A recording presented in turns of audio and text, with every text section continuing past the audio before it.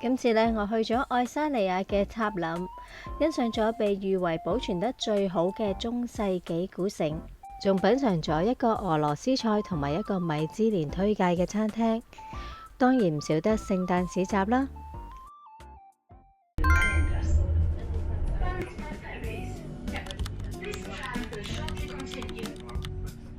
我估我係2008年嚟嘅，跟住就嗰時都想嚟去呢一個地方。呢度就係我搭嗰隻船，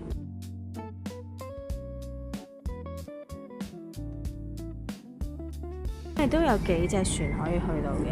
咁我今次就揀呢隻船。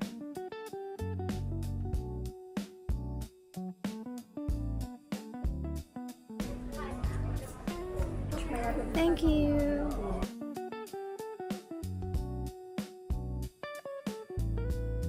由赫爾辛基去塔林呢，其實好方便，只要搭船2個鐘頭到就到啦。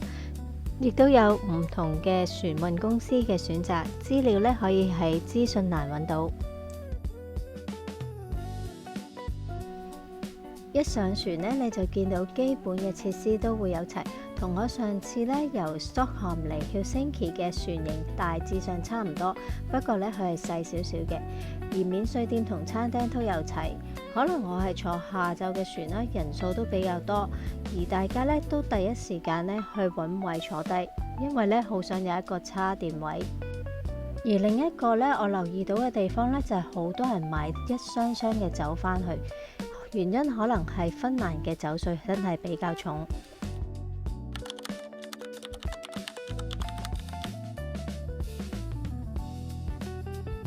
呢個位啦，就有人會叫你截的士啊，塞咗巴薩，跟住呢，我就要行過呢一條小橋，跟住過到對面呢，你已經見到好多商場。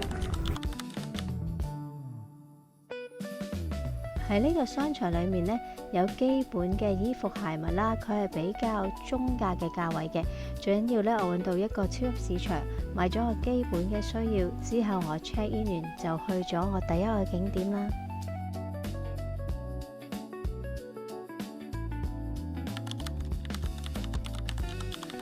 第一個景點當然係去欣賞下呢個保存得最好嘅中世紀古城啦。由於我酒店呢係非常之近古城嘅側門，所以我今次呢係由後邊嘅側門進入嘅。入到嚟啦，咁呢就見到啦，呢一個係城門啦。咁好多屋呢已經改建咗，咁等聽朝開門啦，我再睇啦。咁而8點55分啦，咁呢你見到啲鋪頭都閂晒。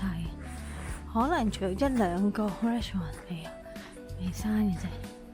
住咧中世紀嗰啲羅馬數字啊，就去到呢間 church， 你見到其實出邊都俾人畫花晒。你就見到咧開始多人啦，同埋咧開始有啲聖誕裝飾。而家就再前行，睇下有冇啲特別嘅嘢。哇！見到咧呢度咧已經係去到好旺嗰個舊城區啦，跟住咧如出一見，見到個 Christmas market， 準備過去啦。呢個聖誕市集呢，大約有20個攤檔啦，主要呢都係賣食品嘅，特別係木 wine 呢都有10多種。而我最欣賞呢係佢哋嘅環保設施，只要你將任何膠嘅餐具退還，都有2蚊歐羅嘅回贈。而家12點半到啦，因為通常 check out 係12點，咁你會食下早餐啊，咁有 sauna free 嘅，咁所以我就浸埋。咁琴日行過呢個尖頂綠色嘅銅嘅尖頂就係教堂。今日星期日啊，咁所以好多嘢都係閂4、5點啊、6點啊，可以快啲去睇。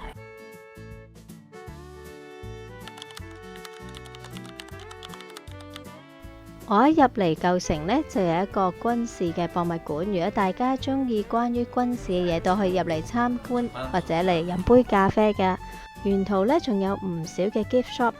而愛沙尼亞嘅特色產品呢，已經係我呢圖片嗰度展示俾大家睇啦。而且咧，沿途佢每一座建築物咧都係一個歷史嘅景點嚟嘅。我建議大家開住個 Google Map 參考下資料。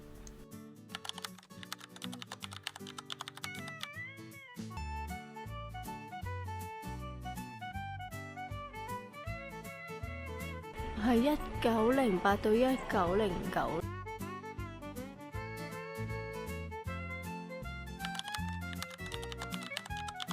而早上呢，我又再次返去呢一個 Christmas Market， 因為呢睇嘅嘢都唔同，而且呢一個 City Hall 都係好出名㗎。而喺舊城呢，好多餐廳呢都保存住中世紀嘅特色，而大家想知道嘅資料呢，喺資訊欄都揾到。而我而家準備入去參觀嘅呢間商店呢，佢哋嘅售貨員仲穿住中世紀嘅服飾，番梘嘅同埋蠟燭嘅地方。哦，佢係做舊玻璃嘅 style， 因為以前嘅玻璃呢技術冇咁好呢，係好多 bubbles 嘅，咁佢特登做翻呢一個感覺。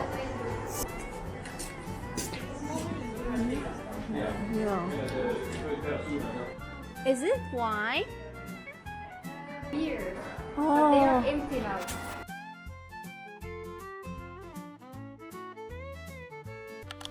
而我而家參觀呢一間嘅 gift shop 呢，我都特別推介俾大家，因為只要你入到呢間商店，都基本上揾齊所有關於愛沙尼亞嘅特色產品，而且個老闆仲非常之好人。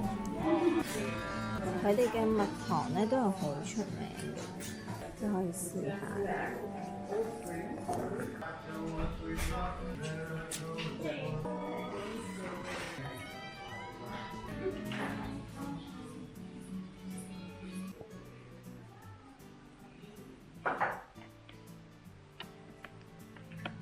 嗱，我揾到呢度呢有一間中餐呢，叫做四季味。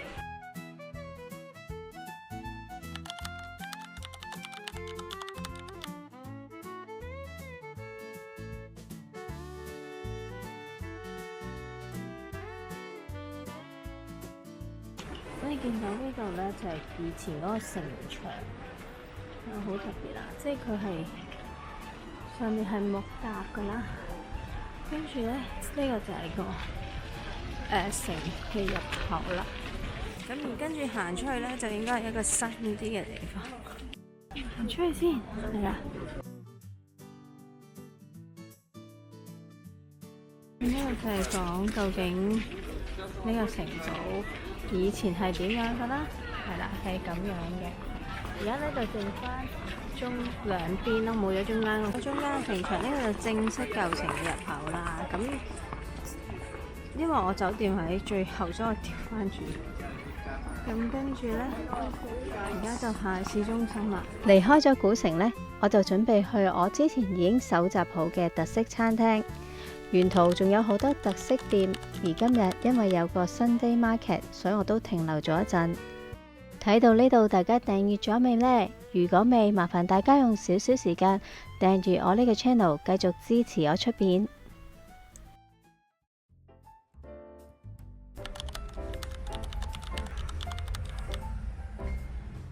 講返愛沙尼亞嘅歷史，其實佢先後呢，俾佢附近嘅國家都侵佔過，特別呢係俄羅斯喺1940年代到1980年代都係俾俄羅斯一直侵佔。其實愛沙尼亞喺1988年先係正式獨立，而今次呢，我係特登嚟試呢一個我喺 Moscow 都見過嘅連鎖店。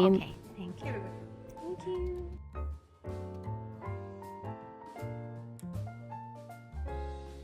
咁呢，我就試緊一個傳統俄羅斯椰菜湯，有啲咖喱啦、醋啦個餸。嗱，呢杯勁嘅俄羅斯酒啊，係超濃，係值得嗌嘅，8個9蚊歐羅咋，倒落去食㗎。連埋呢個 cream cheese 倒落去。咁我倒住一半先，唔知咩味，跟住攪落去，攪勻佢，就變咗一個椰菜湯，佢有肉嘅。試完一個咁特色嘅俄羅斯菜單，我就準備去附近嘅一個 shopping mall。得2層嘅啫，呢個商場有啲似香港嘅 IFC。一個商場你見到有 Apple 嘅嘢咧，你就知佢係一個大型嘅商場。中價位嘅 brand 都有啦。呢個朱古力嘢飲咧5個幾，其實又唔貴喎。Smithy， 我唯一會入嘅一個商場啦，咁樣睇下個嘢食咧都唔貴嘅。咁呢個係食 Buffalo， 就日本嘢啦。咁咧日本嘢咧就正常嘅嘢食啦，餃子8歐啦，其實都平㗎呢度啲嘢。咁樣 food court 喺度 basement 咧，通常商場裏面咧，咁佢中價啲嘅超級市場啦。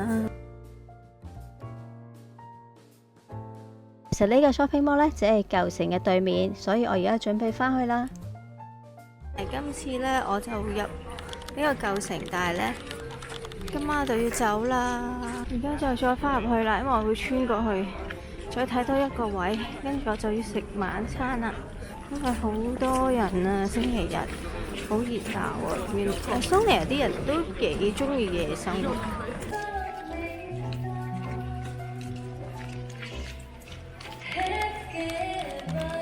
睇完呢個特色溜冰場，我就準備去我預先 book 咗嘅餐廳啦。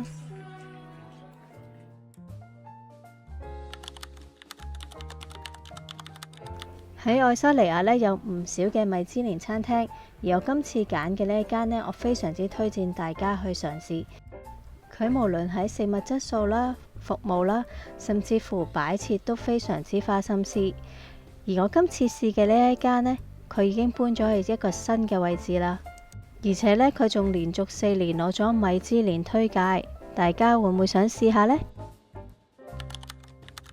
而呢間餐廳呢，正正就搬咗去愛沙尼亞嘅火車總站嘅附近。如果下次我有更多時間，我一定會坐火車落去拉脫維亞同埋立陶宛繼續參觀。之後我就準備返Helsinki啦。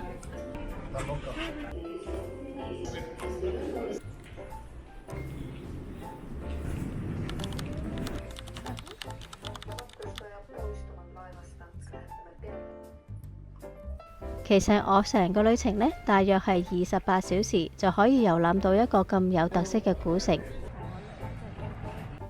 今日我遊覽過嘅地方就係呢啲景點啦。